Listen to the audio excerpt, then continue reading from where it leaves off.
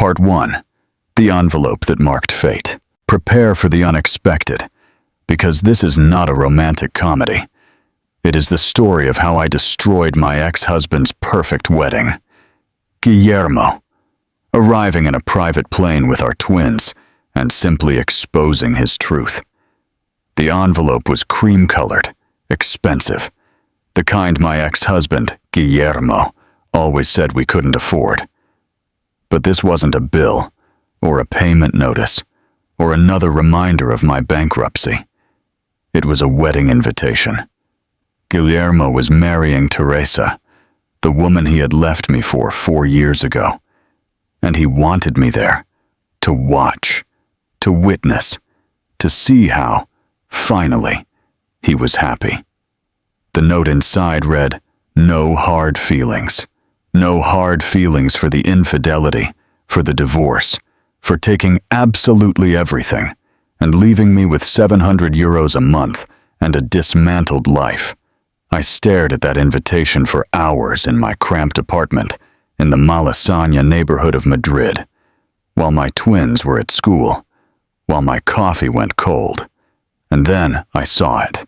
The date, June 15th, our anniversary.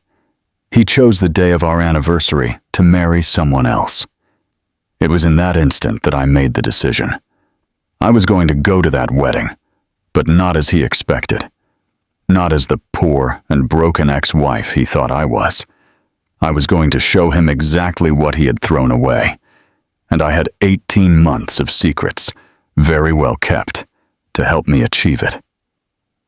My name is Rebecca, and this is the story of how I arrived at my ex-husband's wedding on a Billionaire'S private jet with our twins, and how I destroyed his perfect day simply by telling the truth. Stay with me, because what came next is something he never saw coming. The horrible joke of June 15th. The envelope was cream-colored, expensive, the kind Guillermo always said they couldn't pay for. Rebecca Hartwell stared at it on her kitchen counter. The apartment was silent. Too silent. Adrian and Eva were at school. Her coffee had gone cold an hour ago.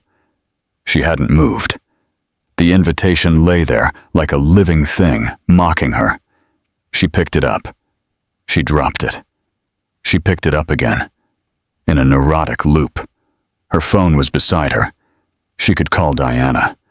She could tear it to pieces, throw it in the trash, pretend it had never arrived. Instead, she opened her laptop.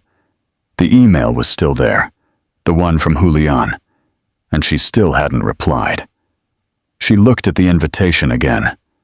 Guillermo Miguel Salazar and Teresa Maria Briones request the honor of your presence at their nuptial ceremony. Her hands were trembling. The thick cardboard shook. There was a note inside, handwritten. His handwriting. The same handwriting that used to leave her love notes. The same handwriting that signed the divorce papers 4 years ago. Rebecca, I know this might be awkward, but I hope you come. The children should see both their parents moving forward. Both of us happy. No hard feelings. A big hug, Guillermo. No hard feelings. She read it 3 times. Each time the words made less sense. No hard feelings for the adultery, for the divorce, for keeping everything in the settlement while she got €700 a month and weekends with their children. She checked the date again. She had to be sure. June 15th. Her breath hitched. June 15th. Her anniversary. The day they got married 12 years ago, when she wore her grandmother's veil and promised to love him forever. He had chosen their anniversary to marry another woman. The invitation slipped from her fingers. It landed face up on the counter. A memory hit her. 4 years ago. Almost exactly. Guillermo had come home from work early. She was in the kitchen. The twins were 4 years old. They were playing with blocks, building towers and knocking them down, laughing. She was making dinner. Stewed lentils, his favorite. He stood in the doorway. He loosened his tie. He looked at her with eyes that held nothing. "We need to talk," he said. Those 4 words changed everything. "I want a divorce." No explanation, no warning, no chance to fix whatever was broken. She remembered dropping the wooden spoon. The red sauce splattered on the floor, on his shirt. What? Why? "Guillermo, what are you talking about? I met someone. Someone who understands me. Someone who gets my ambitions. Someone who isn't this."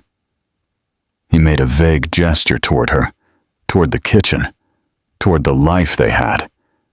Someone younger, prettier. Someone who isn't exhausted from raising small children. "Who?" she whispered. "Teresa?" Her friend. The woman who had been in her bridal party. The woman who came to their vow renewal 3 years earlier. Rebecca shook her head. She pushed the memory away. But the memories kept coming. The divorce process. Guillermo's lawyer was a shark in a suit. Rebecca's lawyer was fresh out of law school. Cheap. The only one she could afford. Guillermo kept everything. The house, the savings, the retirement accounts. His lawyer argued that Rebecca had no career, no income, no assets in her name. She had been a full-time mother. That was her choice. She got €700 a month in child support, weekends with the twins. Nothing more. The judge barely looked at her when delivering the ruling. Rebecca opened her eyes. She was still in her kitchen, still holding her cold coffee. 4 years of struggle, 2 jobs that barely covered the rent, visits to the food bank that she hid from the children, birthday parties she couldn't afford. 4 years of Guillermo's mother, Patricia, calling to say things like, "If you had taken better care of yourself, maybe he wouldn't have strayed." 4 years of seeing Adrian and Eva every other weekend. Of missing bedtimes, school plays, and lost first teeth. 4 years of becoming invisible. She picked up her phone, opened her photos, scrolled back. There, her wedding day. She was 27. White dress, flowers in her hair, smiling so widely it must have hurt. She didn't recognize that woman. That woman had dreams. That woman believed in happy endings. That woman was an idiot. Rebecca put the phone down, looked at the invitation again. No hard feelings. Something hot and sharp twisted in her chest. Her laptop pinged. Another email from Julian. She opened it. "Rebecca, I know you need space. I understand. But I'm here when you're ready. Always, Julian." Kind. Patient Julian. The man she met 18 months ago when she spilled coffee on his laptop in a cafe in the Chueca neighborhood. The man who laughed instead of getting angry. The man she didn't know was a billionaire tech mogul until their 5th date, when someone recognized him. Julian, who accepted that she needed to keep their relationship a secret, that her ex-husband couldn't know, that the twins couldn't meet him yet. Julian, who never complained, who never pressured, who just waited. The doorbell rang. Rebecca jumped. She spilled cold coffee on the counter. She wasn't expecting anyone. She looked through the peephole. A man in a suit was there, professional, serious, holding a package marked confidential. Her heart pounded. She opened the door. "Rebecca Hartwell?" he asked. "Yes." "Sign here, please." She signed. He handed her the package. He left without a word. Rebecca closed the door. She locked it. She looked at the package. Heavy, official looking. No return address. She opened it slowly. Inside were documents, plane tickets, and a handwritten note. "You don't have to hide us anymore. Let me be there. Let them see you as I see you. You deserve to walk into that room as if you own the world, because you do. Always." Her vision blurred. Beneath the note were legal papers. She leafed through them. Her hands were trembling. Financial records, bank statements, asset transfers, all with Guillermo's name. Accounts she didn't know about, money hidden during the divorce, properties in his mother's name, business deals structured to hide income. Proof, clear and undeniable proof that he had lied. And at the end, a brief typed note. Mrs. Hartwell, I should have spoken 4 years ago. I was a coward. I documented everything. I'm sorry it took me so long. This is enough to reopen your case. MC. Rebecca fell to the kitchen floor with a thud. The papers scattered around her. Julian had been investigating. For how long? Since they met. He had been building a case, quietly, without telling her. Her phone vibrated. A text from Diana. Are you okay? Haven't heard from you in days. Want to grab some food? Rebecca looked at the message, the invitation on the counter, the evidence scattered on the floor. She typed, Can you come over, now? I need you. 3 dots appeared immediately. On my way. 15 minutes. Rebecca stood up. She gathered the papers. She put them back in the package. She made fresh coffee. Strong. How Diana liked it. Then she picked up the invitation one more time. No hard feelings. For the first time in 4 years, Rebecca Hartwell smiled. It wasn't a happy smile. Part 2. The strategy and the naked truth. Diana burst through the door 12 minutes later. What happened? Are the kids okay? She stopped. She saw Rebecca's face. What did he do now? Rebecca handed her the invitation without a word. Diana read it. Once. Twice. Her face went from worried to confused, and then to furious. He invited you to his wedding. On your anniversary. Yes, that absolute. Diana held back. She took a deep breath. Okay. And the note? No hard feelings? Is he actually crazy? I think he truly believes it. Of course he does. Guillermo Salazar, the man who never does anything wrong. Diana threw the invitation onto the counter. Please tell me you're not going. I don't know. I don't know, Dee. I really don't. Diana studied her face. Her sister could always read her. Is there something else? What is it? Rebecca handed her the package. Diana read it, slowly at first, then asked her. Her eyes widened with every page. My God, he hid all this during the divorce? Apparently. And Julian found it? Julian. He isn't my Julian. Rebecca, don't. We aren't. It's complicated. It's not complicated for me. Rebecca poured coffee for both of them. They sat at the small kitchen table, the one that wobbled because one leg was shorter than the others. I met him 18 months ago, in that cafe on 7th Street. I spilled coffee on his laptop. You told me that part. She laughed. We talked. He was kind, funny, present in a way Guillermo never was. Rebecca wrapped her hands around her mug. We started seeing each other. Nothing serious at first, just coffee. Then dinner.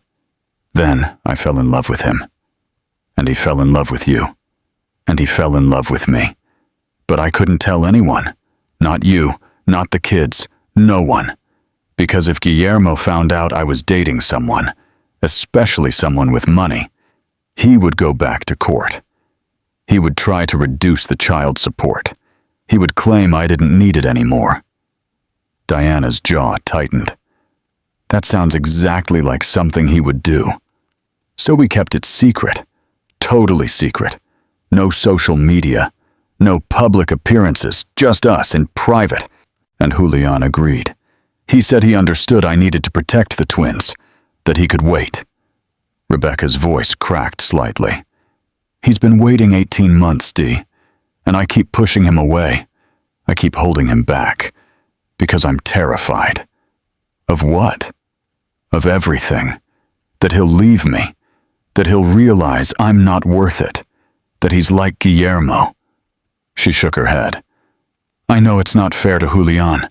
He's never given me a reason to doubt him, but I can't help it. Diana reached across the table and took Rebecca's hand. You aren't the problem. You know that, right? Do I? Guillermo made you believe you were. He spent years tearing you down, making you small, making you believe you were lucky he stayed as long as he did. But those were all lies, Rebecca. All of it. Rebecca pulled her hand away. She stood up, walked to the window. Outside, the world looked normal. People walking dogs, kids on bikes. He said I wasn't ambitious enough, that I let myself go, that I was boring. He was cheating on you with your friend. His opinion doesn't count. But what if he was right? What if I did let myself go? What if I was boring? Rebecca turned to look at her sister. I was so focused on the twins, on keeping the house perfect, on being the perfect wife. Maybe I forgot to be interesting. Maybe I forgot to be me. Stop. Stop what? Defending him, making excuses, acting as if you deserved what he did to you. I'm not doing that. Yes, you are. You're doing it right now. Diana stood up, walked toward her. Listen to me. Guillermo Salazar is a liar, a cheater, and a swindler. Literally. There is proof right there, on that table. He stole from you. He hid assets. He committed a crime. And you're here wondering if you weren't pretty enough for him? Rebecca's eyes burned. She blinked hard. I look at that woman in our wedding photos and I don't know her anymore. I don't know where she went. She's still here. She's just been trampled on for so long, she forgot how to get up. Then came the tears. Hot, fast, and furious. Diana hugged her. Rebecca sobbed on her sister's shoulder. 4 years of suppressed pain coming out. I'm so tired, Dee. I'm so tired of fighting, of pretending I'm okay, of acting like I'm fine when I'm drowning. I know. I work 2 jobs, and still I can't afford to buy new shoes for the kids. I can't take them on vacation. I can't give them anything. You give them love. That's more than Guillermo ever gave them. Is it enough? It's everything. They stood there, in the middle of the tiny kitchen, until Rebecca's tears slowed. Finally, Rebecca pulled back.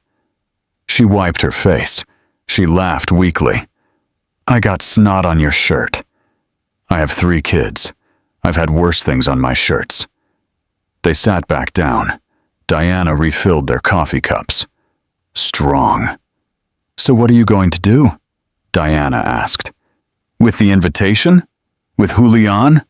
With all of this? I don't know. I have 2 options, right? I can take this evidence to court, drag Guillermo through hell, get what I'm really owed. Rebecca paused. Or I can show up at that wedding and let him see what he threw away. Let him see that I'm not broken. Those aren't mutually exclusive. You can do both. Can I? Why not? Take the evidence to your lawyer, file the documents, and while that processes, show up at his wedding on the arm of a billionaire. Show him exactly what he lost. That seems vindictive. Good. Be vindictive. He deserves it. He deserves much worse than vindictive. Rebecca laughed. A real laugh this time. It felt strange, rusty. Julian wants to be there. He sent me plane tickets. For all of us. Wait. Plane tickets. Plural? Private plane. His plane. He wants to fly us. Me and the kids. You 2 as well. Probably, if you want to come. Diana's eyes went wide. Your boyfriend has a private plane? He's not my boyfriend. Rebecca. Okay. Fine. My boyfriend has a private plane. And you were worried about not being interesting enough. Girl, you're dating a man with a private plane. You won the interesting lottery. Despite everything, Rebecca smiled. He wants to meet the twins. Good. He says we've been hiding long enough. He's right. What if they hate him? What if they love him? That might be worse. Diana shook her head. You can't protect them from everything. You can't protect yourself from everything. Sometimes you have to take the risk. Rebecca looked at the invitation again, then at the package of evidence, then at her sister. He invited me because he thinks I'm still broken. He wants Teresa to see me struggling. He wants everyone to see that he upgraded, that he improved. Then prove him wrong. How? Show up looking like €1,000,000, with a man who truly values you, with your children who adore you. Show up as if you own the damn world. Because you do, Rebecca. You always did. You just forgot for a while. Rebecca stood up, walked to the window again, looked down at the street. Somewhere, Guillermo was planning his wedding, probably laughing about the invitation he sent. He had no idea what was coming for him. Okay, Rebecca said quietly.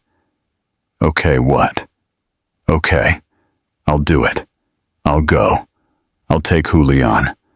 I'll take the kids. And I'll walk into that wedding as if I own the place. Diana smiled. That's my sister. But first, I need to do something. What?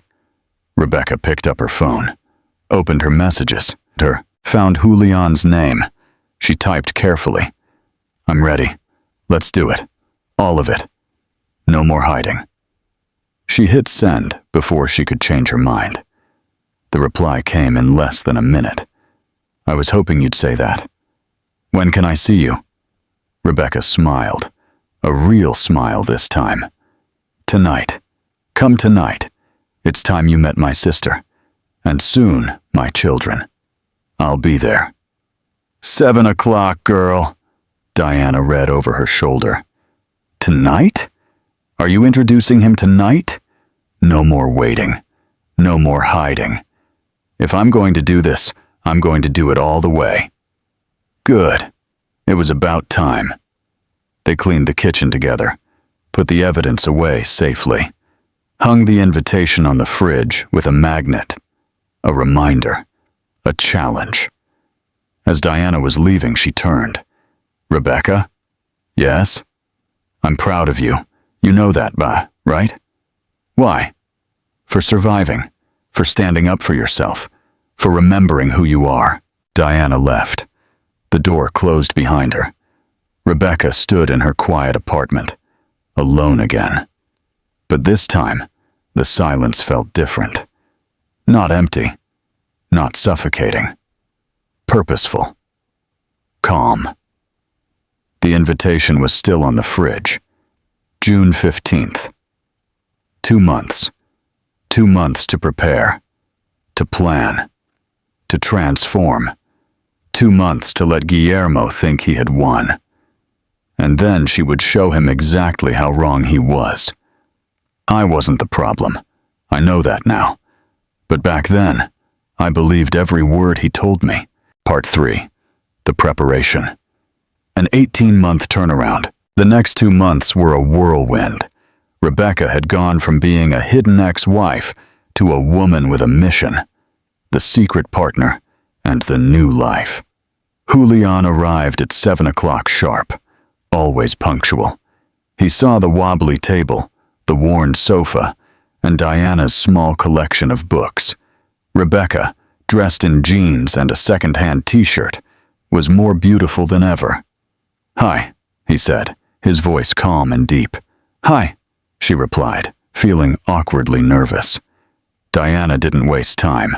She extended her hand to Julian. Diana, the sister. I won't like you unless you're perfect. Julian smiled, a genuine smile that fit his eyes perfectly. I understand. I'm Julian.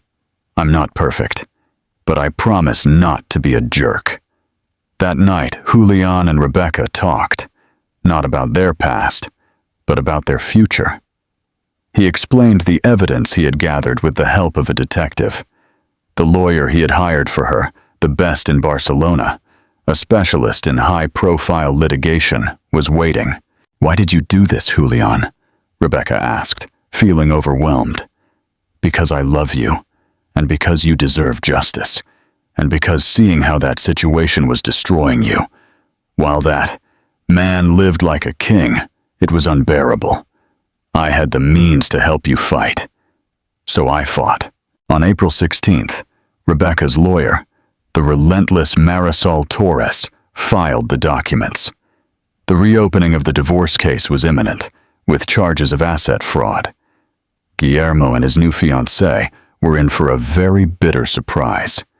Weeks before their dream day, the reintroduction to Uncle Jay. The next mission was to introduce Julian to the twins. Rebecca didn't want to introduce him as dad, or even as a boyfriend. He was simply Uncle Jay, a friend who made her laugh and who traveled a lot. The first weekend, Julian and Rebecca took Adrian and Eva to Retiro Park in Madrid. It was a charming disaster. Adrian, the protector, asked immediately, "Are you rich?" Eva, the pragmatist, asked, "Do you have a dog?" Julian laughed.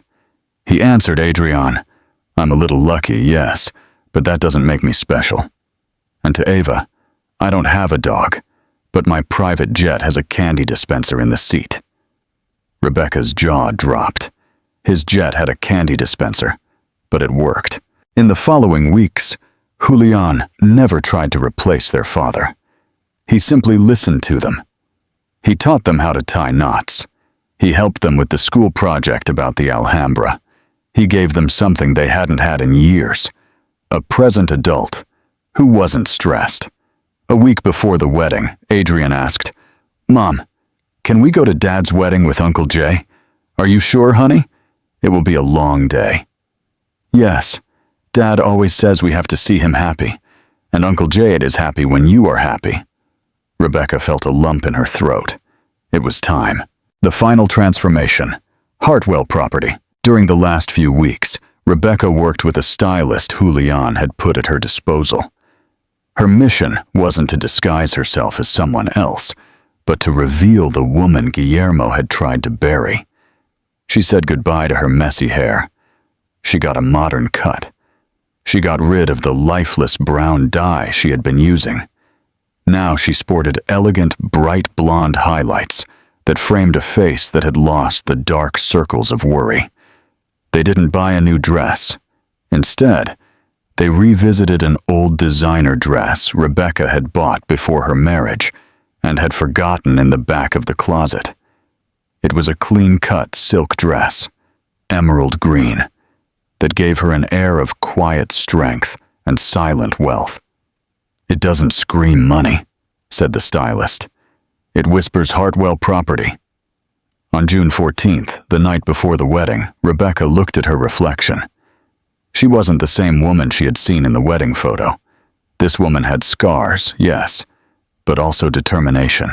She had a lawyer protecting her, a man who loved her, and the knowledge that revenge was a dish best served at the altar, with an icy smile. Part 4. The epic arrival and the final dance. The hook. The private jet. The private jet was quiet.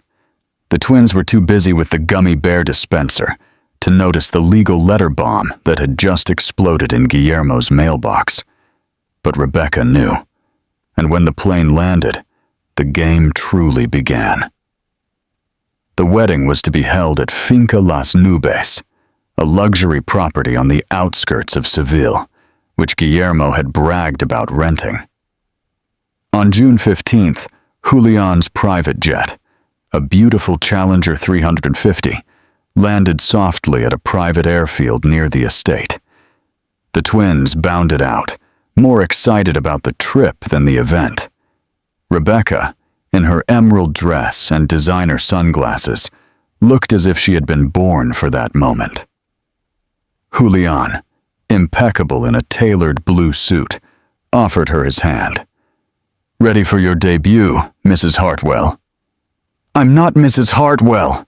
I'm Rebecca," she corrected, but squeezed his hand. "Rebecca, then. It's time they see what they lost. The entrance and the silence. They arrived just in time for the end of the ceremony. The plan: enter the cocktail reception, not the church. Guillermo expected her to be there. What he didn't expect was how she would appear. The estate was stunning. The cocktail tables were full of Guillermo's old friends and business partners. Everyone turned when two black cars pulled up silently in the driveway. Julian got out first. Then he helped Rebecca out. The air froze. Guillermo, who was toasting with Teresa near the central fountain, stopped mid-sentence. The champagne glass paused halfway to his lips. Teresa's smile faded. Rebecca looked at no one but her ex-husband. She didn't approach with hostility, simply with a devastating calm. Adrian and Eva ran ahead of them, looking for the dessert table. Guillermo cleared his throat, his face red. He took a step forward. Teresa pulled on his arm. "Rebecca," Guillermo said, with a voice that was too loud, too fake. "You're here. I knew you'd come on. You look Gienstutskit." "Guillermo, Teresa, congratulations." Rebecca's voice was low, perfect. She wasn't smiling. "Who is your friend?" Teresa asked, her voice tinged with venom as she scrutinized Julian's suit. Julian stepped forward. He extended his hand. "Julian Navarro, pleased to meet you. And I'm not her friend. I'm her fiancé." A murmur rippled through the group of guests. Guillermo was speechless. The showdown at the fountain. Guillermo recovered. He forced a smile. "You hadn't mentioned you were engaged, Rebecca. I didn't know you had moved on." "Guillermo, we've been separated for 4 years. I don't owe you an explanation. Besides, I've been busy putting my life in order and fighting for justice." Guillermo went pale. The word justice was key. "What do you mean, Rebecca? Are you coming to my wedding to cause trouble?" "No. I came because you invited me. You said no hard feelings, and I'm here to show you that I have none. My life is magnificent. My children are fine. My future is brilliant." Teresa stiffened. "She left you. Isn't it obvious, Guillermo? She's here for revenge." Rebecca laughed. It was the sweetest laugh Julian had ever heard. "Revenge? Why, Teresa? Because you took a man who robbed me in the divorce. A man who cheated on me with my best friend. No. Revenge is cheap. This, however, is karma, and I am simply observing it." She pulled a single envelope from her small designer bag. The duplicate of the legal notification her lawyer had sent that same day. "This is a wedding gift," she said, holding the envelope out to him. "It's the reopening of our divorce case. Asset fraud, falsification of statements. I hope the wedding was worth it, because your financial problems have just begun, dear." Guillermo took the envelope. He opened it with trembling hands. His eyes moved rapidly over the text. His face turned an ashen white color. This is a lie. It's a trap. You have no proof." "Julian has everything. He took care of everything. Guillermo's lawyer, Mr. Miguel, documented everything. Right, Guillermo? He was cowardly and sent it to me. You can't hide anymore." The silence was deathly. All the guests, friends of the couple, business partners, looked at Guillermo. Rebecca looked at the fountain, then at her children, who were playing carelessly near the dessert table. She turned to Julian. "Honey, could you go get the kids? It's time to leave." Julian left without a word. Rebecca approached Guillermo. "I wished you a happy life, Guillermo, but I didn't think you were foolish enough to choose our anniversary to marry the woman for whom you risked everything. June 15th was always mine, and now it will be yours. The day karma finally arrived in your life." Guillermo couldn't speak. He was destroyed. not by the loss of Rebecca, but by the fear of losing everything he loved. The children returned. Ava took Rebecca's hand. "Mom, are we leaving now? I want the candy dispenser." Rebecca smiled at her daughter. She turned to the bride and groom. "Thank you for the invitation. It has been memorable." She left on Julian's arm with the twins. She didn't look back. Her revenge wasn't the chaos she left behind. It was the calm with which she left. The encounter with Julian. Saturday arrived too quickly. Rebecca changed her clothes 4 times. Nothing seemed right. Finally, she settled on jeans and a soft blue shirt. Simple. Comfortable. Julian picked them up at 10 in the morning. He was driving a normal car, not flashy, just a regular SUV. The twins climbed into the back seat, suspicious, defensive. "Hi," Julian said. "Nervous? I'm Julian. It's a real pleasure to meet both of you." Silence. Then Ava asked, "How much money do you have?" "Ava," Rebecca turned around. "You can't ask people that." "Why not? I want to know." Julian laughed. A real laugh, not awkward, simply amused. "That's a fair question. I have more money than I need and less than I want." "That's not an answer," Adrian pointed out. "You're right. It isn't.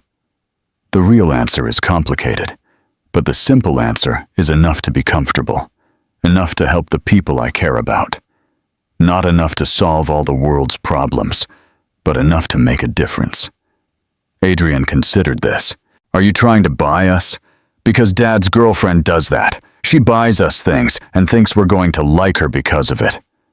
"No, I'm not trying to buy you. I'm trying to get to know you, and I hope you get to know me. If you don't like me, that's fine, but I hope you give me a chance." They went to the park, not a fancy one, just a normal neighborhood park, with swings and slides. Julian pushed Ava on the swings, played basketball with Adrian, sat with Rebecca on a bench, and didn't try to hold her hand in front of them. He was giving them space, time, room to adapt. After an hour, Ava ran over. "Julian, you can push me higher!" Rebecca's chest tightened. Ava had called him by his name, not Mom's friend, but Julian. At lunch, they ate pizza at the kids' favorite place. Nothing special, but they laughed, talked, acted normally. Adrian told Julian about his math class, about how he loved patterns and numbers. Ava told him about her art project, about the dragon she was drawing that could breathe fire of different colors, depending on its mood. Julian listened, really listened. He asked questions, remembered details. When they returned to the apartment, the twins ran inside to play. Julian and Rebecca stayed by his car. "They're incredible," he said. "They liked you. I love them. What if they get attached? What if you—" He kissed her, cutting off her spiraling thoughts. "I'm not going anywhere. I'm here. I'm totally involved. Stop waiting for me to leave. I'm trying. Try harder." She laughed. She kissed him back. "Okay, I'll try harder." That night, after Julian left, Ava climbed into Rebecca's bed. "Mom?" "Yes, sweetie." "I like Julian. He's nice." "I'm glad. Is he going to be around a lot? Would that be okay?" Ava thought about it. "Yes, I think so. He's not trying to be Dad. He's just Julian. And that's okay." Rebecca hugged her daughter tight. "I love you, Evita." "I love you too, Mom." Adrian approached her the next morning while Eva was watching TV. "Mom, can I ask you something?" "Always." "Are you going to marry Julian?" "I don't know. We haven't talked about that." "Why?" "Because if you do, does that mean we have to call him Dad?" "No, sweetie. Never. You already have a father. Julian would just be Julian, an adult who cares about you but not your father. Never your father, unless you wanted him to be. Adrian nodded, relieved. Okay, because Dad is a bit mean sometimes, but he's still Dad. I don't want a new one. You don't have to have a new one. But Julian is okay. He really listened when I talked about math. Dad always zones out, I noticed. So yeah, he can stay around. Rebecca hugged him, her serious and thoughtful boy. I love you, Audrey. I love you too. The call from Guillermo, and the warning. 2 weeks later, Guillermo called. Rebecca looked at his name on her phone. She hadn't spoken to him in 6 weeks. He never called unless something was wrong. She answered. Hello, Rebecca. Hi. Sorry to bother you. His voice, smooth, confident, fake. What do you need, Guillermo? I just wanted to verify regarding the wedding. Make sure you still plan on coming. Teresa has been asking. I am going. Great, that's great, and I know money is tight. The invitation says formal attire. But if you need to wear something simpler, that's totally fine. No one will judge. Her blood boiled, slow and steady. I will be dressed appropriately. Sure, I wasn't suggesting. I just meant... I know what you meant, Guillermo. Silence on his end. Well then, see you on the 15th. See you then. She hung up, took her phone, and sent a text to Diana. He just called to tell me it's okay if I can't afford a nice dress. Diana's reply. Oh, he's going to regret that. Then she texted Julian. Are you sure about this? About everything? His reply came immediately. I've never been more sure of anything, even the jet? Especially the jet. She smiled, put down the phone, looked at the calendar, counted the days. 4 weeks until the wedding. 4 weeks until Guillermo Salazar learned the biggest lesson of his life. She did what she always did when she felt overwhelmed. She reorganized the kitchen drawers at midnight. Forks, knives, spoons. Order in the chaos. Part 6. The gold digger issue and Guillermo's mother. Adrian's fight. 2 weeks before the wedding, everything changed. Rebecca was at work, her morning shift doing data entry from home. Her phone rang. The school. Her heart froze. The school never called unless something was wrong. Mrs. Hartwell, this is Principal Morales speaking. I'm calling about Adrian. Is he hurt? No, nothing like that. But we had an incident today during lunch. Could you come? She arrived in 20 minutes. Adrian was sitting in the principal's office. His lip was bleeding. His knuckles were scraped. Another boy was sitting opposite him, crying. What happened? Rebecca asked. Principal Morales sighed. There was a fight. Adrian hit Javier. Adrian doesn't hit people. I know. That's why I called you instead of suspending him directly. But he did hit Javier. Hard. Javier might have a broken nose. Rebecca looked at her son. Her quiet, gentle son, who organized his toys by color. Why? She asked him directly. Adrian looked at the floor. He said something. What did he say? He said you were a gold digger, that you were dating a rich guy for his money, that everyone knows you're broke and desperate, and that you're probably... He stopped. I can't say the rest. They're bad words. The other boy's mother burst into tears. Javier, why would you say that? Javier sniffled. Dad said it, last night. He said Guillermo Salazar's ex-wife was dating a billionaire now, and that everyone knows she's just after his money. He said it at dinner. I just repeated it. The room went silent. Rebecca's vision focused. Who is your father? Marcos Rico. He works with Mr. Mr. Salazar. Of course he does. Of course Guillermo had told everyone. She knelt in front of Adrian. She took his face in her hands. You defended me. He was lying about you. I know, but we don't hit people, even when they lie. But no, I know you were angry. I know you wanted to protect me. But violence is not the answer. Tears filled Adrian's eyes. I'm sorry. I know you're sorry. She hugged him, held him tight. But you have to apologize to Javier and accept whatever punishment Principal Morales decides. They resolved it. Adrian apologized. Javier apologized. Both boys got detention. In the car, Adrian was quiet. How did Dad find out? He finally asked. About Julian? I don't know. I thought we were being careful. Are you mad at yourself? No, never. At the situation. Very much.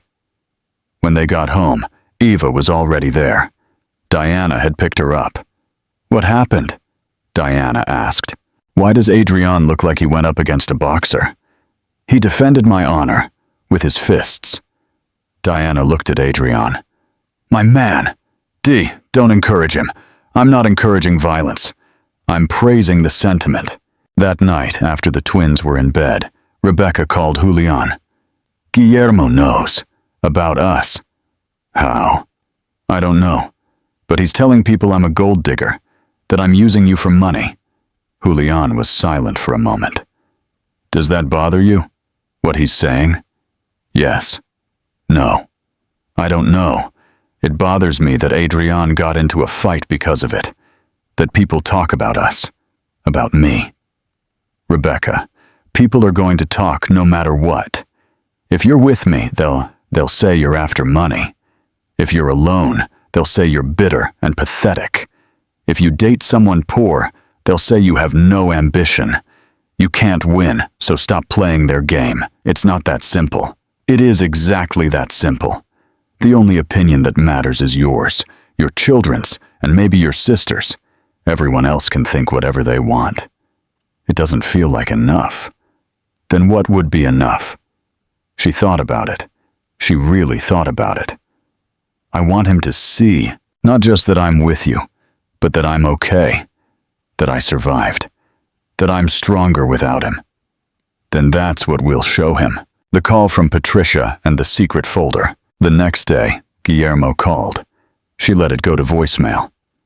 Rebecca, we need to talk. I heard you're seeing someone. I think it's great. Really, I'm happy for you. But I need to know if this is serious, because if it is, we need to discuss how this affects the kids and the custody agreement and the child support. Call me. She deleted it. She called her lawyer instead. He's fishing, Marisol said. He wants to know if he can reduce payments now that you're dating someone with money. Can he? Not unless you're married. Dating changes nothing legally, but he'll try. Men like Guillermo always try. What do I do? Ignore him. Don't engage. Let him stew. And when we go to court with our evidence, we'll bury him. Rebecca hung up. She felt a little bit better. Ava came home from school that day with a drawing, a family portrait. Her, Adrian, Ava, and a tall man with kind eyes. Who is that? Rebecca asked, even though she knew. Julian. He's part of our family now, right? Do you want him to be? Yes, he's nice, and he makes you laugh. You don't laugh when Dad is around. Rebecca's heart ached. Her children deserved better. That night, Julian came over. He brought pizza, played video games with Adrian, looked at Eva's art portfolio, every dragon and drawing. You are really talented, he told her seriously. You think so? I know so. Have you ever thought about taking an art class? A real one with a teacher? Mom says they're too expensive. Julian looked at Rebecca. What if I knew someone who teaches art to kids who might be willing to take on a student? Julian, you don't have to. I'm not doing it because I have to. I'm doing it because Ava is talented and deserves to develop that talent. Ava's eyes went wide. Really? You'd do that? If it's okay with your mom. Rebecca's throat was tight. It's okay. Ava hugged Julian's neck. Thank you. Thank you.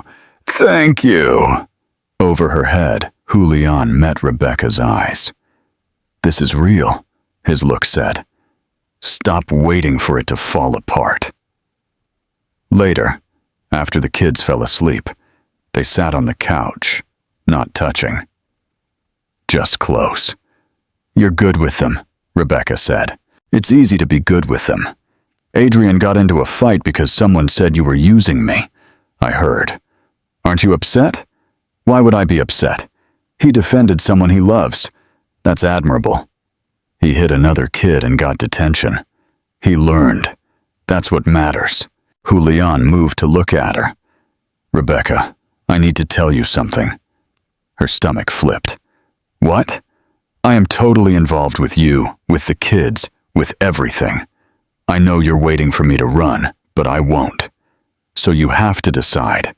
Are you totally involved too, or are we going to continue this dance where you push me away every time we get close?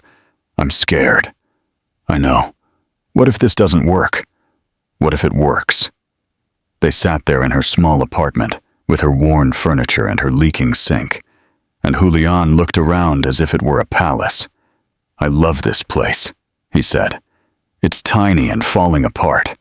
It's where you built a life, where you raised your kids alone, where you survived. It's amazing. She kissed him. Slow, deep, full of fear, hope, and possibility. I'm totally involved, she whispered against his mouth. I'm terrified, but I'm totally involved. That's all he needed to hear. The phone rang. Guillermo again. She ignored him. Julian smiled. Good choice. He's going to keep calling. Let him. You have nothing to say to him. 2 days later, Patricia Salazar called. Rebecca almost didn't answer, but curiosity won. Hello, Rebecca. It's Patricia, Guillermo's mother. We need to talk. I don't think we have anything to... It's important. Please. I'm asking you. I'm not ordering you. Please. Something in her voice made Rebecca pause. Okay. Where? It's the Italian place on Main Street. Tomorrow. Noon. Please, come. She hung up before Rebecca could argue. Rebecca looked at her phone, called Diana. Guillermo's mother wants to see me. That woman who spent 10 years making your life impossible. That Patricia? Yes. Why? I don't know, but I'm going to find out. I'm going with you. Dee, you don't have to. I'm going. Non-negotiable. If she tries anything, I'm there. End of discussion. So the next day they went together. Patricia was already there, sitting in a booth in the corner. She looked older than Rebecca remembered. Tired. Sad. Thank you for coming, Patricia said as they sat down. What do you want? Diana asked bluntly. Patricia looked at Rebecca, really looked at her. I owe you an apology, a huge apology, for everything. Rebecca blinked. What? I was horrible to you. For years I pushed Guillermo toward Teresa. I thought she was better. Richer family, better connections. I thought I was helping my son. I was wrong. Very wrong. Why are you telling me this? Patricia's hands shook as she reached for her glass of water. Because Guillermo's business is failing. It has been for 2 years. Teresa's family money is the only thing keeping it afloat. The wedding is essentially a business merger, and he's lying to them. About everything. Diana leaned forward. How do you know this? Marco told me. Guillermo's business partner. He's been documenting everything. He feels guilty. He wants to fix it. Why now? Rebecca asked. Patricia looked her in the eyes. Because I saw what my son did to you. And now I'm watching him do it to someone else. And I'm tired. So tired of protecting him from the consequences of his choices. She pulled a folder from her purse. This is everything. More than you already have. Bank statements. text messages, emails, proof of every lie he told during your divorce. Rebecca took the folder. Her hands trembled. Why give me this? Because you deserve better. You deserved much more than what I helped do, and I can't fix the past, but maybe I can help the future. They sat there in that restaurant. The woman who had made Rebecca feel worthless was now handing her the keys to justice. I don't know what to say, Rebecca admitted. Say you'll use it. Say you'll stop him. Say you won't let him do to Teresa what he did to you. Rebecca looked at Diana. Her sister nodded. I'll use it. All of it.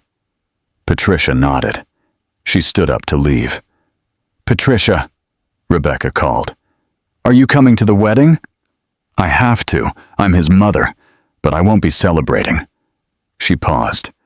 I hope you walk into that room as if you own it, because you do. You always did. You just forgot for a while. She left. Diana and Rebecca sat in silence. That was unexpected, Diana said finally. I don't even know what that was. Redemption, maybe? Or guilt? Or both? This is it. This is more than enough. So what are you going to do now? Rebecca closed the folder, looked at her sister. I'm going to that wedding. I'm going in with Julian and my children. And I'm going to show everyone exactly who Rebecca Hartwell is now. Hell yes. They high-fived over pasta. For the first time in 4 years, Rebecca felt like she was winning. He thinks I'm still that woman, the one who apologized for existing, the one who made herself small so he could feel big. That woman is gone, Part 8 implied. Guillermo called back. B. Revenge at the altar. Rebecca's story. The private jet. And her ex's wedding, Part 8. The ultimatum and the anger. The ultimatum. The final call from Guillermo, 10 days before the wedding. Guillermo called again. This time, Rebecca answered. Hello, Guillermo. Rebecca. Good. I've been trying to reach you. I've been busy. Sure. Look, I wanted to talk to you about something. About that guy you're seeing. His name is Julian. Sure, Julian. The billionaire tech guy. That Julian. Yes. Silence on his end. She could almost hear him recalculating. How long have you been dating? Why does that matter? Because if it's serious, we have to renegotiate the custody agreement. The child support payments. Everything. There it was. What she had been waiting for. We aren't renegotiating anything, Guillermo. Rebecca, be reasonable. If you're with someone who has that kind of money, you don't need my support anymore. Actually, legally, I still need it. Dating doesn't change anything legally. We'd have to be married for that. More silence. Longer this time. Are you planning to marry him? That is none of your business. It is, and it affects my financial obligations. Her blood boiled. Slow. Steady. Your financial obligations, not your children, not their well-being, your money. That is what you care about. That's not fair, isn't it? You've been trying to reduce payments since the day we got divorced. You fought me for everything, every cent, every weekend, because it was never about the kids. It was about control, about winning. I'm getting married in 10 days. Can we not do this now? You called me. You brought this up. So yes, we are doing this now. He sighed. That condescending sigh she remembered so well. Look, I was trying to be civil, but fine. I'll see you at the wedding. Please, try to dress appropriately. I know money is tight, but Teresa worked very hard on this wedding. I would hate for you to embarrass her. She should have hung up. She should have let it go. Instead, she said, I will be dressed appropriately. Don't worry about me. Great. And Rebecca, I know this is hard for you, seeing me move on, but I hope we can be mature about it. For the kids. For the kids, exactly. They need to see both their parents happy, moving forward. You're absolutely right. They do need to see that. So we're good. We're perfect. She hung up, sat there in her quiet apartment, shaking with rage. Diana arrived 15 minutes later. Rebecca hadn't called her, but Diana always knew. "What did he tell you?" Rebecca told her. Every word, every condescending syllable. Diana paced, back and forth. "I want to punch him. I really, really want to punch him. Get in line. How are you so calm? I'm not calm. I'm furious. But I can't show it. Not yet. Not until the wedding." Diana stopped pacing, looked at her sister. "You've changed. You know that. 2 months ago you would have apologized to him. You would have made excuses. But now you're defending yourself. He gave me no other choice. No, you chose this.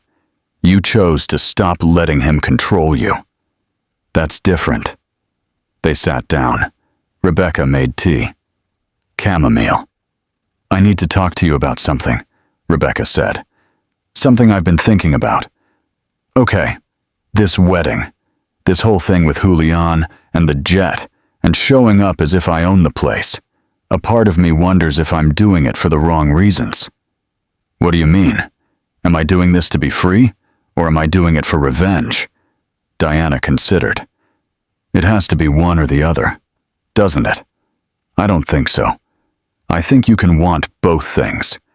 You can want to free yourself from his control, and also want him to see that you're okay, that you survived, that he didn't break you." "But what about Teresa? She's collateral damage in all this. She's marrying a liar, a fraud, and we're going to expose him at his wedding. That feels cruel." "Then don't think of it as exposing him. Think of it as saving her. Because that's what you're doing. You're saving her from making the same mistake you made. She might not see it that way. Probably not. Not at first. But eventually she'll understand. She'll be grateful." Rebecca drank her tea. It was still too hot. "You were so bright," Diana said suddenly. "When you started dating, you lit up every room.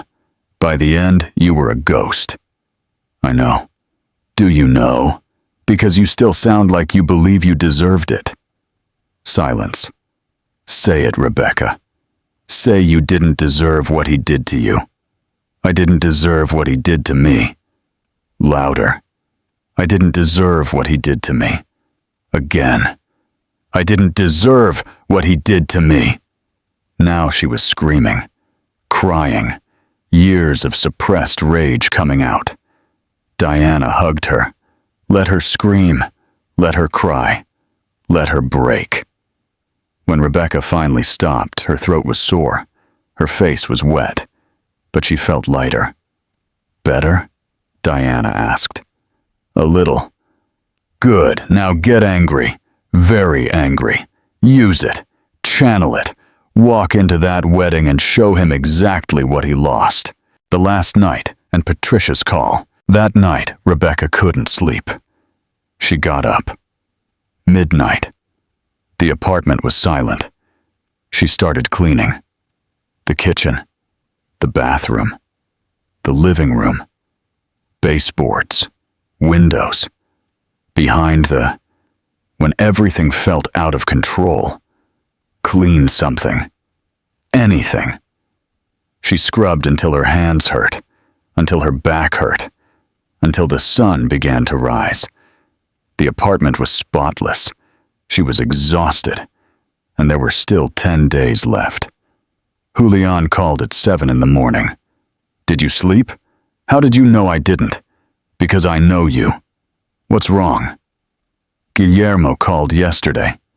"Does he want to renegotiate child support because I'm dating you?" "Of course he does. And he told me to dress appropriately, because money is tight, and he doesn't want me to embarrass Teresa." Julian was silent. "Then give me his number." "What?" "No." "Why?" "Because I'm going to call him and tell him exactly what I think of him." "Julian, no. That's not." "Rebecca, He has no right to talk to you like that. No right to make you feel small. Not anymore. This is my fight. Mine. I need to handle it. You don't have to handle it alone. I know, but I need to handle it myself. Does that make sense? He sighed. Yes, it makes sense, but I don't like it. You don't have to like it. You just have to trust me. I trust you. Completely. They talked for another hour. About nothing. About everything. Marco Calvo had agreed to help. He would be at the wedding. He would approach Teresa's father during the reception. He would show him the evidence. It was risky. It could go wrong. But it was the right thing to do. 8 days before the wedding, Patricia called again. Rebecca, I'm sorry to bother you, but I need to tell you something. What? Guillermo knows something is wrong. He keeps asking me for money. About the business. About Marco. He's suspicious. Did you tell him anything? No, of course not. But he's paranoid now. He's watching everything. Everyone. Be careful at the wedding. He'll be on alert. I'll be careful. Thanks for warning me. Rebecca, one more thing. Yes, I'm proud of you, for getting up, for defending yourself, for being stronger than I was. She hung up before Rebecca could respond. The dress, the promise, and the peace. 5 days before the wedding, Rebecca got the dress. Diana took her shopping. To a store Rebecca normally couldn't afford. We're doing this right, Diana said. No arguments. The dress was emerald green. The color Guillermo always said made her look washed out. She looked stunning. Oh, hell, Diana said when Rebecca came out of the fitting room. That's the one. It's too expensive. It's perfect, and Julian already paid for it. What? When? Last week. He called me. He told me to take you shopping. Said to buy whatever you wanted. His treat. I can't accept it. Yes, you can. Stop fighting it. Let someone take care of you for once. Rebecca looked in the mirror, at the woman looking back at her. She looked confident, strong, beautiful. She looked like someone who belonged. For the first time in 4 years, she recognized herself. Okay, I'll take it. 2 days before the wedding, Guillermo sent a text message. Thanks for being mature about this. It means a lot. The kids are lucky to have you, as Rebecca read it 3 times. Then she smiled. She replied, See you Saturday. Short, simple, calm. He had no idea what was coming, and that was exactly how she wanted it. I spent so much time trying to be enough for him. I never realized I was always enough. He was the one who wasn't. Part 9. Day 0. The last test of courage. The night before the wedding, Rebecca couldn't breathe. 2 in the morning. She sat on the floor, back against the bathtub, chest tight. Panic attack. She recognized it now. Tried to breathe. In for 4, hold for 7, out for 8. It didn't work. Her phone was on the sink. She could call Diana. She could call Julian. But this was something she had to handle. Her fear, her doubt, her panic. What if this was a mistake? What if showing up at Guillermo's wedding with Julian made everything worse? What if the twins got hurt in the crossfire? What if she was using Julian? What if Guillermo was right and she was just a gold digger? What if she wasn't strong enough? What if she failed? The thought spun faster and faster. She pressed her forehead against her knees. She counted. 1, 2, 3, 4. Her phone vibrated. She jumped.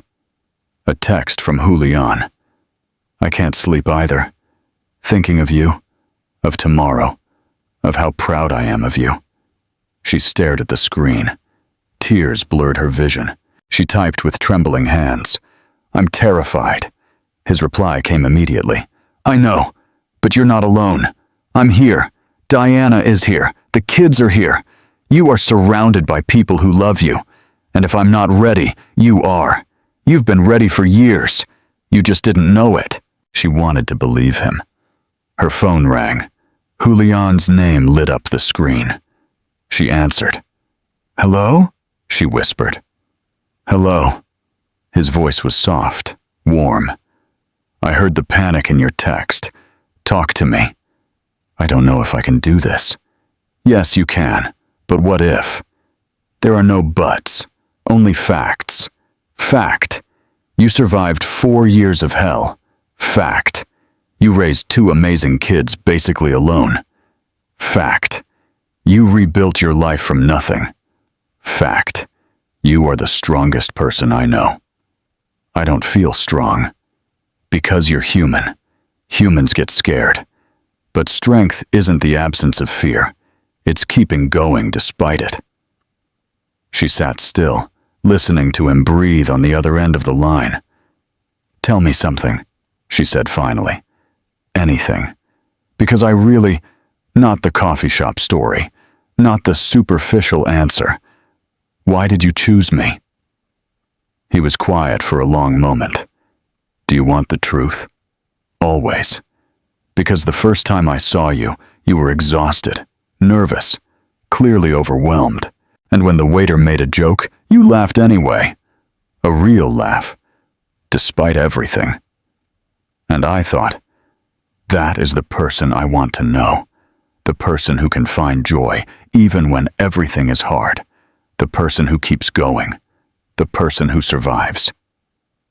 She closed her eyes. More tears came. "I'm a mess, Julian. You're human. There's a difference. And if tomorrow is a disaster, then it's a disaster. But you will survive it. Like you've survived everything else. How do you have so much faith in me?" "Because I see you. I really see you. Not the version Guillermo tried to create. Not the version you think you should be. Just you. And you are magnificent." She laughed weakly. "That's a strong word.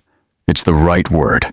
They talked until the sky began to lighten, until her panic faded, until her breathing normalized. "Thank you," she said finally. "For what?" "For not letting me fall alone." "Always. Now try to sleep. Big day tomorrow." "Big day tomorrow." She hung up, climbed back into bed, looked at the ceiling. Sleep didn't come, but the panic was gone.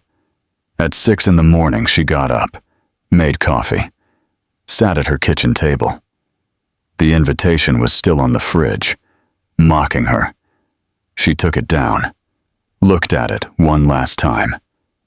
No hard feelings. She laughed. She laughed for real. Guillermo had no idea of the feelings she had. None. Because he had never bothered to ask. The takeoff in Seville. Diana arrived at 8, carrying coffee and pastries in an overnight bag. "Okay," she said. "Let's do this. Total glamour. Hair, makeup, nails, everything. D, it's too much. Nothing is too much for today. Today you show him what he lost. Today you walk in like a queen. I feel more like a court jester. Then fake it until you believe it. By the time we're done, you'll believe it." They spent the morning transforming her. Hair styled, makeup perfect, nails painted a deep red. When Diana finished, Rebecca looked in the mirror. She almost didn't recognize herself. She looked powerful, confident, beautiful. "Oh my God," Diana gasped.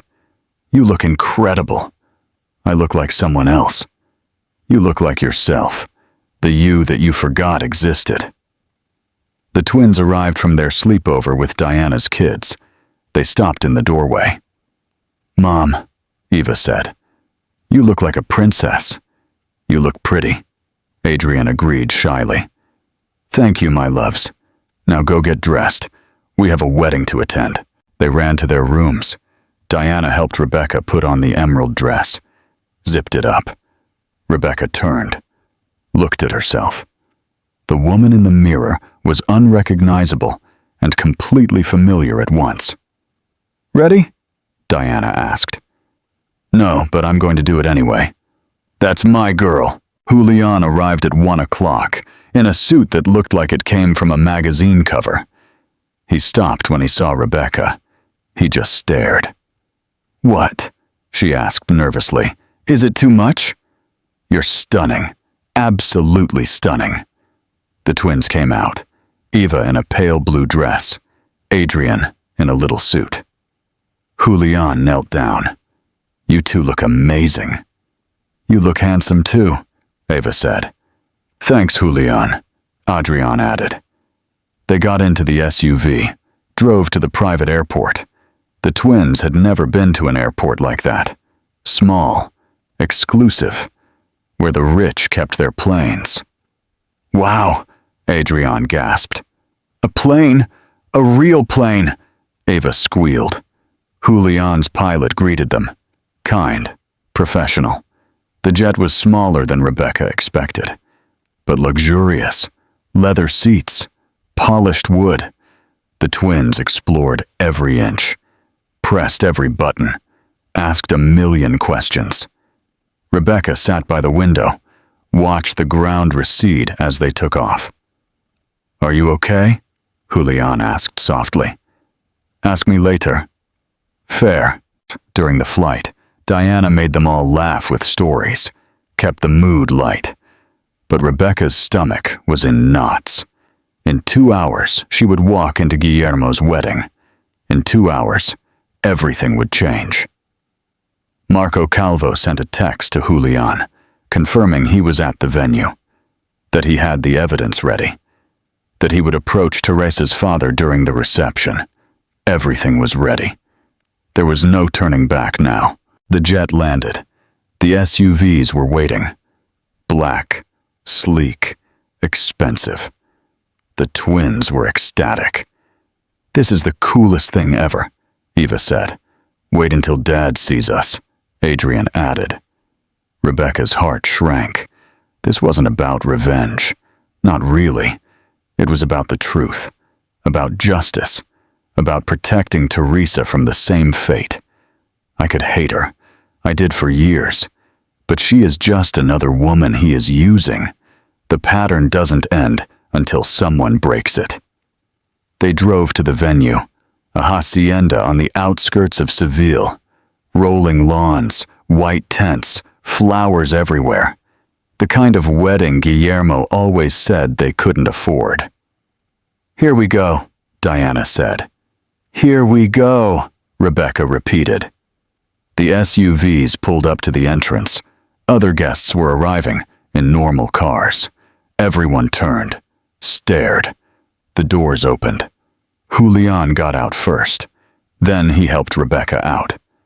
She stood up, the emerald dress catching the afternoon light. Perfect hair, head high. Diana followed. Then the twins. Eva waved to someone she recognized. Adrian stayed close to Rebecca. Whispers spread like wildfire. "Is that Rebecca Hartwell? Who is the man with her? Is that Julian Navarro?" The Julian Navarro. Did she just arrive in a private jet? Rebecca walked forward, one foot in front of the other. Julian's hand light on her back, supporting her. The wedding planner came running over, nervous, panicked. "I'm sorry. There seems to be some confusion. Are you on the guest list?" Rebecca smiled, cold, calm. "Rebecca Hartwell. +4. The planner checked her tablet, checked again. Guillermo only listed Rebecca. No guest, no children. There is no room at the assigned table. I'm not sure where." Julian spoke for the first time. His voice was quiet but carried authority. "I'm sure we can arrange something." The planner's eyes went wide. She recognized him. Of course he did. Yes, of course. Allow me." I'll sort it out. Please, this way. They followed her into the chaos. The reception area was stunning. White flowers everywhere. Crystal chandeliers hanging from the tent ceiling. Tables set with gold-rimmed china. Everything was perfect. Expensive. Exactly what Guillermo always wanted. Guests turned to stare as they entered. The whispers grew louder. Patricia Salazar saw them from across the lawn. She went pale. Then she smiled. A real smile. She walked over. Slowly, deliberately. Rebecca, you look beautiful. Rebecca blinked. Thank you, Patricia. Patricia looked at the twins. Hello, Adrian. Eva, you both look wonderful. Hi, Grandma, they said quietly. Then Patricia looked at Julian, extended her hand. You must be Julian Navarro. I've heard a lot about you. Julian shook her hand. All good things, I hope. Patricia's smile was sad. Better than I deserve to hear. She looked back at Rebecca. I'm glad you came. She left before Rebecca could respond. Diana leaned in. Did Guillermo's mother just compliment you? I think so. The world has officially turned upside down. They found their seats. The planner had scrambled, put them at a table near the back, out of the way. But everyone could still see them. Rebecca sat down, breathed, looked around. Lydia Montero was sitting a few tables away, caught Rebecca's eye, nodded, smiled. Another ally, another person who knew the truth. The ceremony was about to begin. Guests made their way to their seats. Guillermo appeared, walking to the altar. Tuxedo, tanned, hair perfectly styled. He looked confident, happy, like a man who had it all. He looked back, saw them. His face went through several emotions in rapid succession. Shock, confusion, anger, calculation. His eyes fixed on Julian. Recognition dawned. Rebecca watched him process it, watched the realization hit. She smiled, just slightly. Guillermo's jaw clenched. He looked away, continued to the altar, but his composure was cracked. Rebecca could see it. The music started. The wedding march. Everyone stood. Teresa appeared, beautiful, young. Her dress probably cost more than Rebecca's car. She walked down the aisle, smiling, radiant. Rebecca felt a pang of something. Not jealousy, pity. This poor girl had no idea who she was marrying. The ceremony went on. Traditional, boring. The officiant rambled about love and commitment and forever. Rebecca watched Guillermo's face. He kept looking toward her, toward Julian, toward the twins. He was distracted, uncomfortable. Good. Vows were exchanged. Guillermo's voice shook slightly. He stumbled over the words. Do you, Guillermo Miguel Salazar, take this woman? I do, Guillermo interrupted. Too fast, too eager to finish. Teresa looked at him, worried. The officiant continued. Do you, Teresa Maria Briones? I do, Teresa said softly. I now pronounce you husband and wife. You may kiss the bride. They kissed, briefly, awkwardly. Guests applauded. Rebecca applauded politely. The twins shifted beside her. It's almost over, she whispered to them. Can we go home soon? Adrian asked. Soon, honey. Soon. The ceremony ended. Guests moved to the reception area. Cocktail hour. Music. Laughter. Champagne flowing. Rebecca stood with Julian. Diana was close by.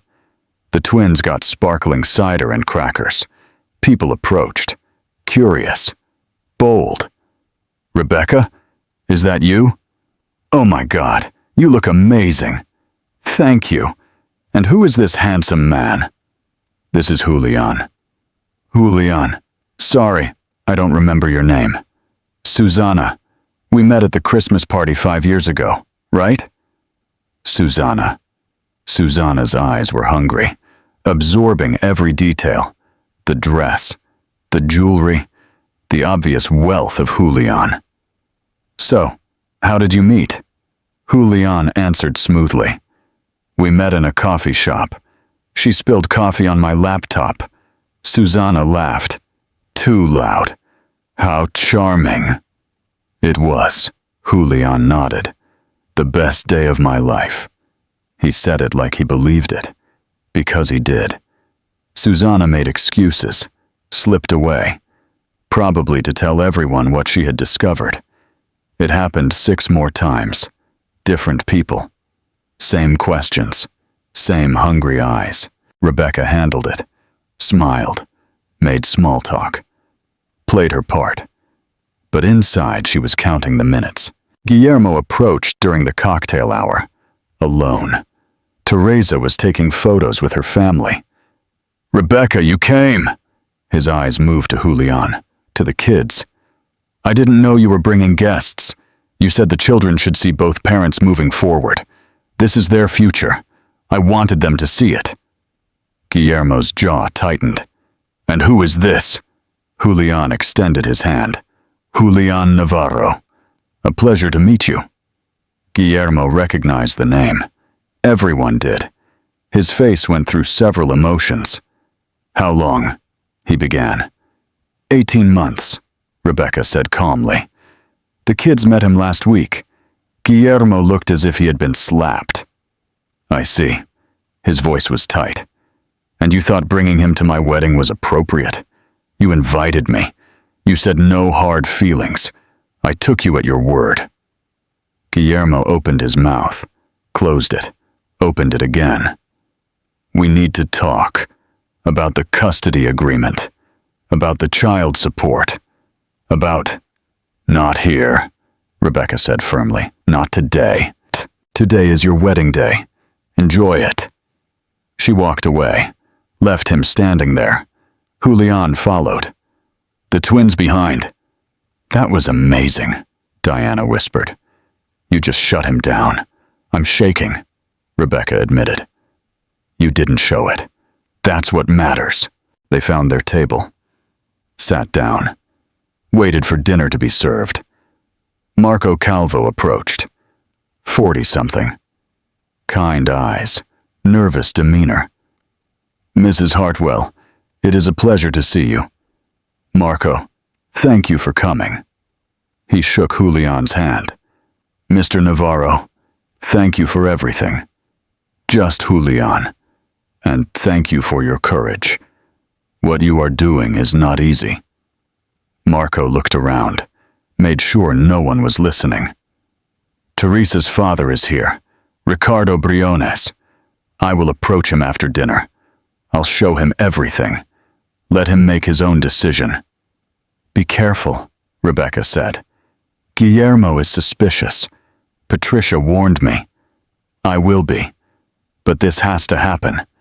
He has to know what he is investing in, who his daughter is marrying. Marco left, blended into the crowd.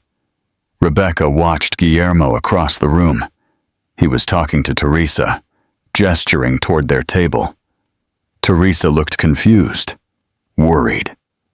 He thinks I'm here to cause trouble, Rebecca said quietly. And aren't you? Diana asked. No, I'm here to tell the truth. There's a difference. Dinner was served. Elegant. Several courses. The kind of food that cost hundreds of euros per person. Rebecca picked at her food. Her stomach was too tight to eat. The twins ate everything. Kids were resilient like that. The speeches began.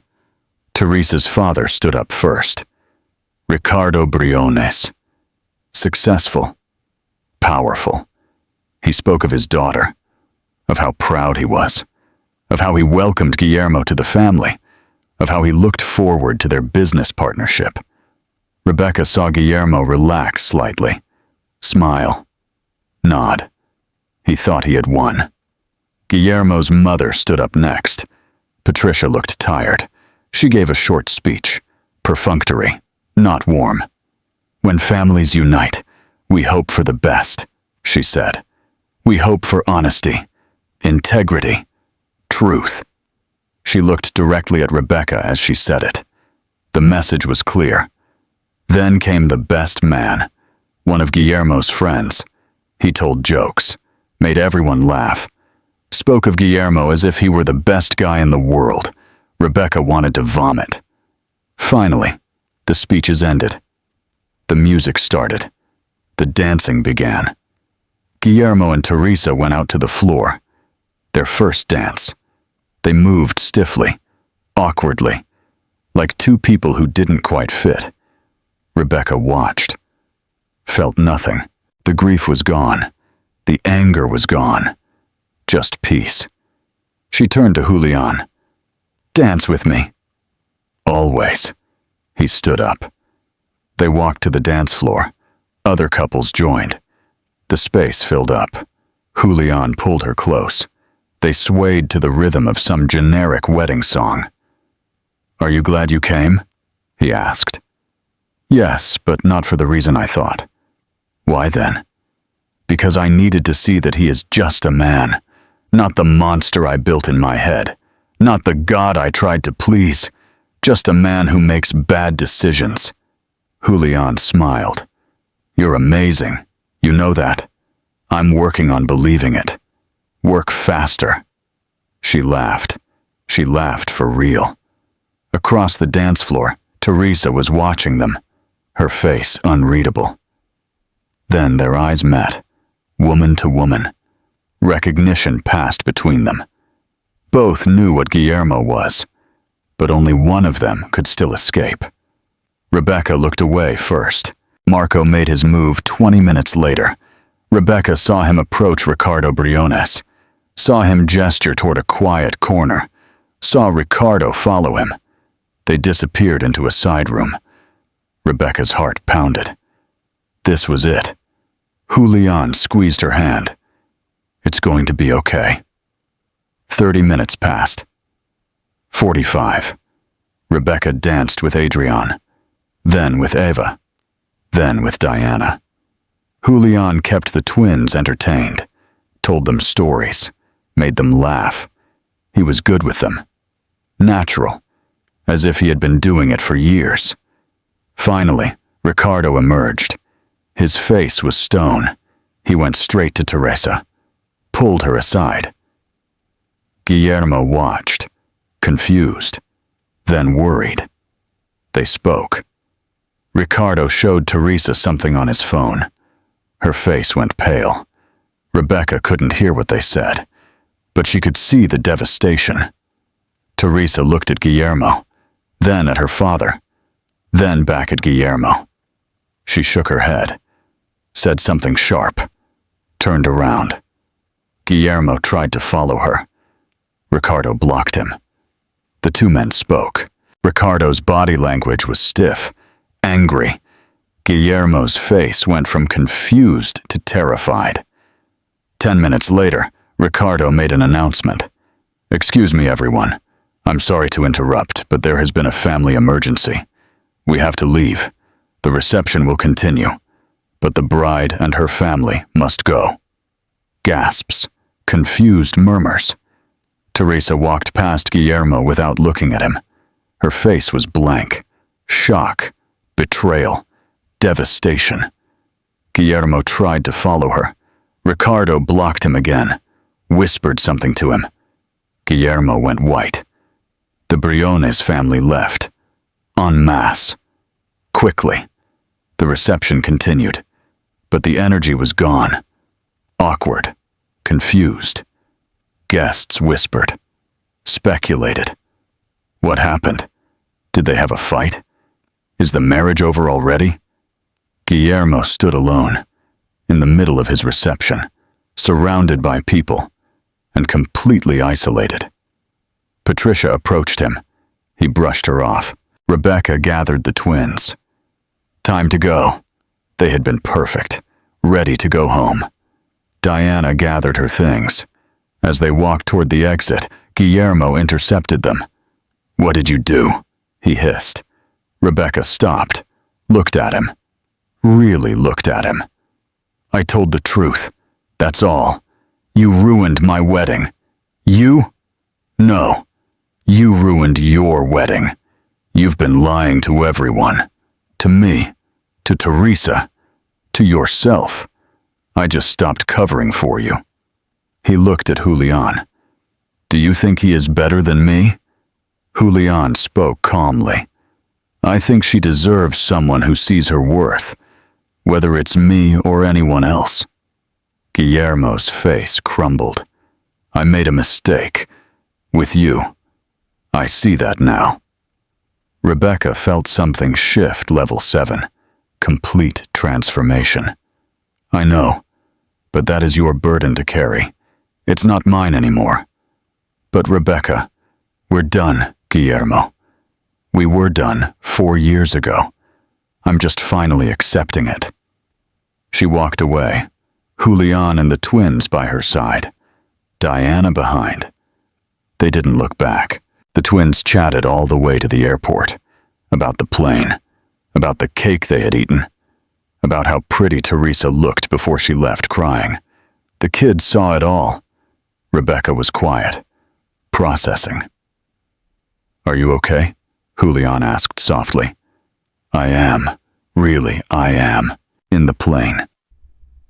Eva fell asleep on Julian's shoulder. Adrian held Rebecca's hand.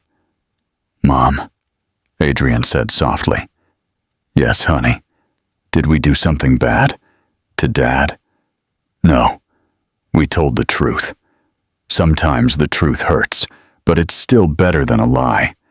Is Dad going to be mad at us? Maybe. For a while. But that's not your fault. That's his choice." Adrian nodded, seemed satisfied. "I love you, Mom. I love you too, Audrey." Back home, Rebecca put the twins to bed. They fell asleep immediately, exhausted. Diana gave her a long hug. "I'm so proud of you," she whispered. "Thank you for everything, for being there, always. Now rest. You've earned it." Diana left. Julian stayed. They sat on the couch, in her small apartment, in the silence. "How do you feel?" he asked. "Tired, relieved, free. Free is good. Free is everything." She turned to look at him. "Thank you for believing in me, for waiting, for being patient when I was terrified. You don't have to thank me for that. Yes, I do, because you could have left. At any moment in the last 18 months, you could have decided I was too complicated, too broken, too much work. But you stayed. It's worth staying for you." She kissed him.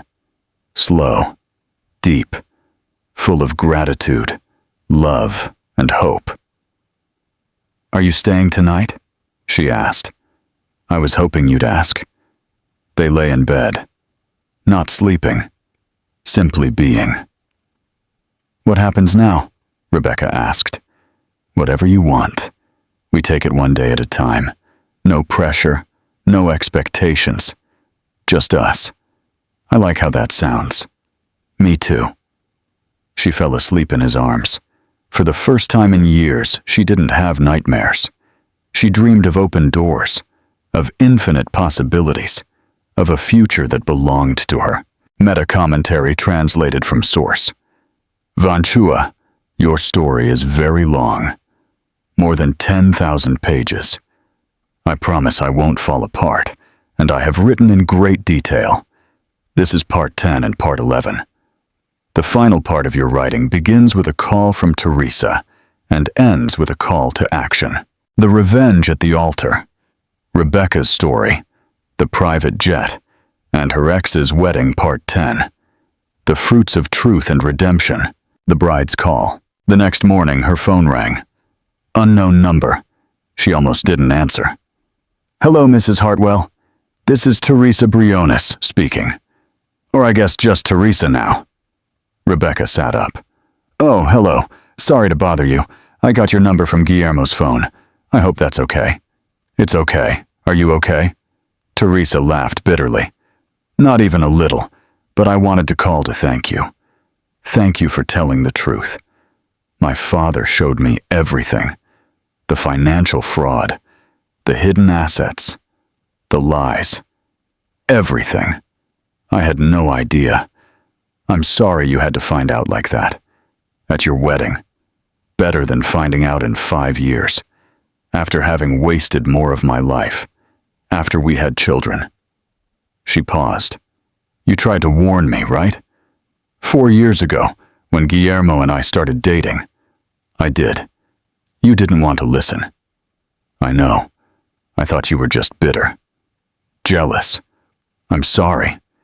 You don't have to apologize to me. Yes, I do. I was horrible to you. I helped destroy your marriage. I knew he was married. I didn't care. I thought I was special, that he loved me in a way he didn't love you. And now you know the truth? Now I know the truth. He doesn't love anyone. Not really. He just uses people. And when they stop being useful, he moves on to something else.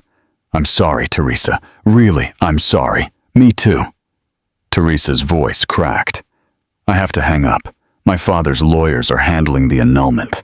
But I wanted you to know that you saved me from making the same mistakes as you. Thank you. She hung up.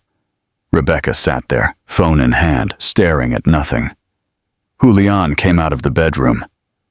Everything okay? It was Teresa. She called to thank me for ruining her wedding, for saving her from her marriage. Julian sat beside her. How do you feel about that? Good. Relieved. For everything. That seems right. She leaned on him. The new life and trust. 3 months later, everything had changed. And nothing had changed. The divorce settlement was closed. Fair. Equitable. More than fair, actually. Guillermo's lawyers fought, but the evidence was overwhelming. Rebecca got everything she should have gotten 4 years ago. The house was sold. The assets were divided correctly. Child support increased. Custody was renegotiated to 50-50 accounts. Marisol called with the news. You did it! You won! But Rebecca didn't feel like she had won anything. She felt free. That was better than winning. She quit her second job, kept the first one. But now she had breathing room, space, time with her children. The twins adapted. They saw Guillermo on a regular schedule now. He was different, quieter, humbler. Or maybe he was just broken. Rebecca didn't know. Didn't care to find out. Julian was more present. He had met her friends, her family, everyone who mattered. The twins loved him. They called him Julian. Never Dad. But now he was part of their family. Rebecca was looking for apartments. Bigger ones. In better neighborhoods. She could afford it now. Julian had offered to help. She refused. This was something she had to do herself. But she appreciated the offer. One Saturday morning, she was making breakfast. The twins were watching TV. Julian was reading the newspaper. Domestic. Normal. Perfect. Mom, Eva called. Can Julian teach me how to draw on the computer? He said he knows how, if he has time. Sure, I have time, Julian said. Adrian looked up from his tablet. Can we go to the Science Museum next weekend? They have a new exhibit on patterns. Absolutely, said Julian. We'll make a full day of it. Rebecca watched them. Her children. Her partner. Her life. It wasn't perfect, but it was hers. And that was everything. The aftermath. Guillermo's closure. 3 months after the wedding, an envelope arrived. Cream-colored. Expensive. Rebecca's stomach churned when she saw it. But when she opened it, it wasn't an invitation. It was a settlement offer. Full disclosure of assets. Fair division. Everything she had asked for, and more. And a handwritten note from Guillermo. You were right. I'm sorry. I don't expect forgiveness. But I wanted you to know. I see it now. What I did. Who I was. Who I still am. Probably. But I'm trying to be better. For the kids, if not for anyone else. Thank you for not giving up on them. Even when I gave up on everything. Guillermo. Rebecca read it twice, then set it aside. Julian was making pancakes. Badly. They were crooked. Are you okay? Julian asked. Yes, just processing. What is the letter? Settlement offer. From Guillermo, and an apology. An apology? Julian raised his eyebrows. That's unexpected. It is. How do you feel about it? She thought about it. She really thought about it. I don't need his apology, but I'm glad he's trying to be better. For the kids, that matters. You are generous. I am free. There is a difference, she whispered. The twins came out, still arguing about who used the bathroom first. Can we eat pancakes? Ava asked. That's what I'm doing, said Julian. They're a little ugly, Adrian observed. Adrian, scolded Rebecca. But Julian laughed. You're right. They are terrible. But they taste good. That's what matters. They sat down. The four of them. At their small kitchen table that still wobbled. Eventually she would get a new one. But not yet. This one had history. Memories. After breakfast, Diana called. How is the new flat? Good. Still unpacking. But good. Need help? Always. Diana arrived an hour later, with coffee and donuts and her kids in tow. The apartment filled with noise. Kids running. Adults unpacking. Music playing. Chaos. Beautiful chaos. Rebecca stood in the middle of it all, observing. This is what peace felt like. The doorbell rang. Julian answered. Marco Calvo was there, holding a bottle of wine. Hope it's okay. I wanted to stop by. Congratulate you on the new place. Come in, Rebecca said. You are always welcome. Marco entered, looked around, smiled. You did it. You really did it. We did it. You were part of this too. I only provided evidence. You did the hard part. You survived. They talked for a while, about Guillermo's business, about the consequences, about rebuilding. Guillermo resigned, Marco said. The board forced him out. The business is recovering, slowly, but we'll make it. I'm glad, Rebecca said, and she meant it. Marco left after an hour, promising to keep in touch. Patricia called that night. Short, awkward, but genuine. Rebecca, I wanted to thank you for what you did. For Guillermo. I know it doesn't seem like you helped him, but you did.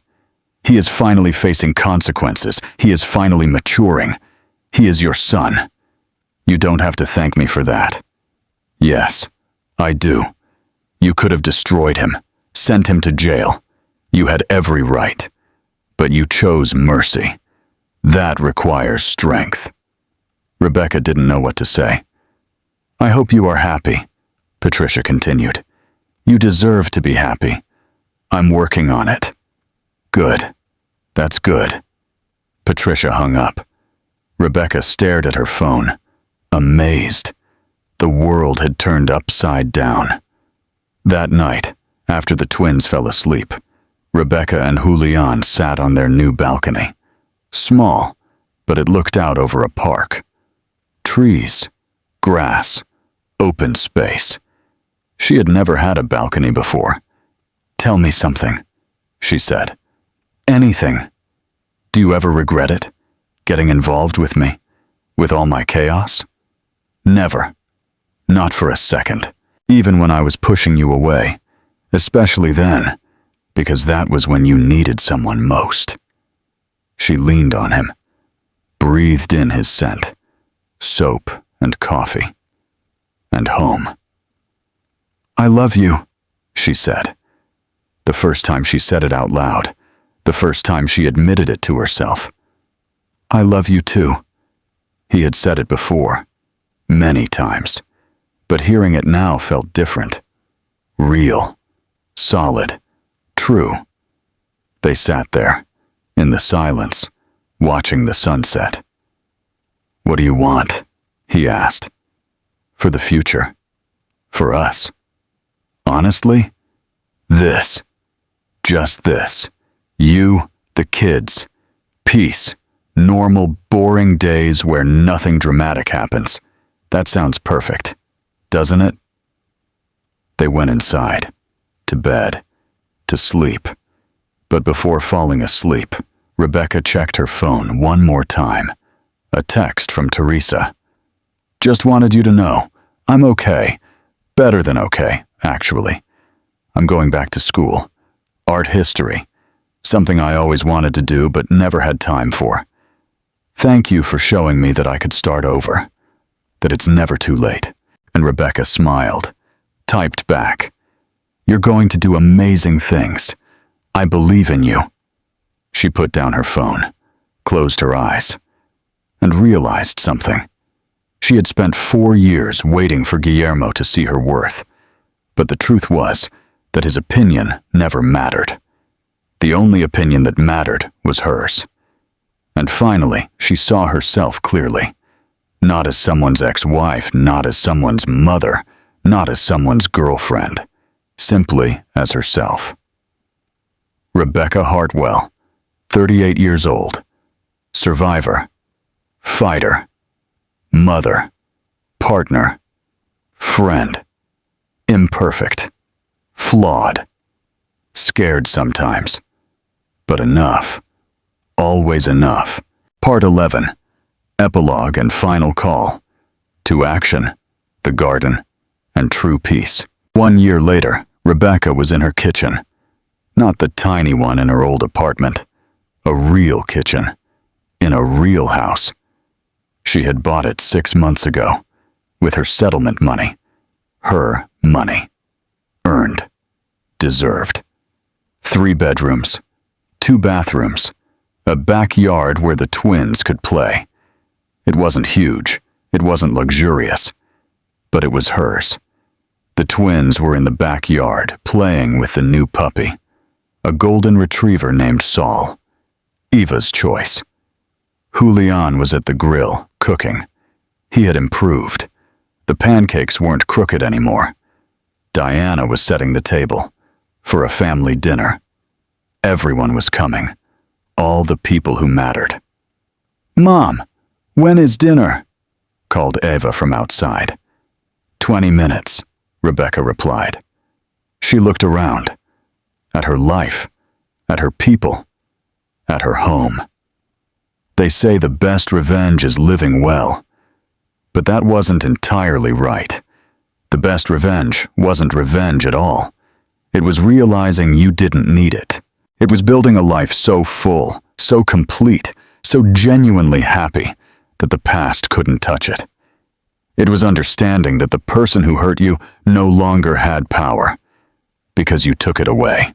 Guillermo had sent a text last week asking if the kids could come to his birthday party. He was turning 41. He wanted to celebrate with them.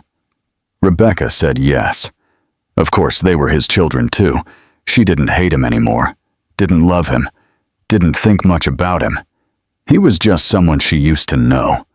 Someone who helped teach her one of life's most important lessons. Your worth was never defined by those who couldn't see it. The doorbell rang. "I'll get it," said Julian. It was Patricia, and Lydia, and Marco, and Marisol, her lawyer who had become a friend, her tribe, her people. They filled the house with laughter and stories and warmth. Dinner was chaotic. Kids talking over each other, adults telling jokes, wine flowing, food disappearing. Perfect, messy, real. After dinner, Eva climbed into Rebecca's lap, too big to sit in her lap, but Rebecca didn't mind. "Mom," Eva said. "Yes, sweetie. Are you happy?" Rebecca looked around, at Julian washing dishes, at Adrian showing Marco his math project, at Diana laughing with Marisol, at her full house, loud, chaotic. "Yes, sweetie, I am." "Good. Me too." That night, after everyone left, after the kids fell asleep, Rebecca found herself in the bathroom, in the same position as a year ago, sitting on the floor, back against the bathtub. But this time, she wasn't panicking. She was crying. But they were good tears, healing tears. Julian found her there, sat beside her, didn't ask, simply sat. "I made it," she said finally. "You did. You survived. You did more than survive. You blossomed." She rested her head on his shoulder, breathed. "Thank you," she whispered. "Why?" "For seeing me when I couldn't see myself. Always." They stayed there, on the bathroom floor, in their imperfect house, with their imperfect lives. And Rebecca realized something. This was it. This was everything she had been looking for. Not revenge, not vindication, not even justice. Just peace, just love, just freedom, just herself. And that was always enough.